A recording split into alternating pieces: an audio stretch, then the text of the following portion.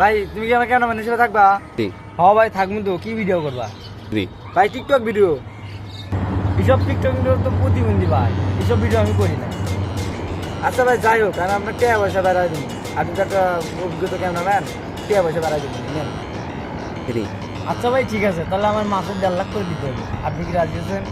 জি ভাই আপনি যে 1.5 লাখ টাকা চাইলেন, আমি তো মাসে 5,000 টাকা ইনকাম করি না, আপনি 1.5 লাখ দিন করতে চান। জি আমার মতো ক্যামেরাম্যান নেই, তাহলে আপনি কোন হিসেবে ভাড়া করতে আসছেন? এটা ফন্ড ভাই আপনার, আমার বুঝাই না জি ভাই। আচ্ছা যাই হোক, আমার ভিডিও আমারে করে দিবেন, তো ভাইরাল হইলে তো যাটে এখন ইউটিউব ফেসবুক থেকে আপনাদের 50-50 দিবেন, বুঝলেন? অর্ধ করে নিবেন। জি আচ্ছা ভাই চলেন তাহলে করি। জি এ ভাই আপনি কি করতেছেন আমার সাথে? হ্যাঁ হাসলাম। জি আরে মেয়ে টিকটক করতে চাইলেন না, চলেন টিকটক করি, এটা বলছি আমি। আপনি হুদা একটা পাচ্ছেন। জি ভাই আমি আরো কি কি ভাবছি যে আপনি চিকেন করবেন।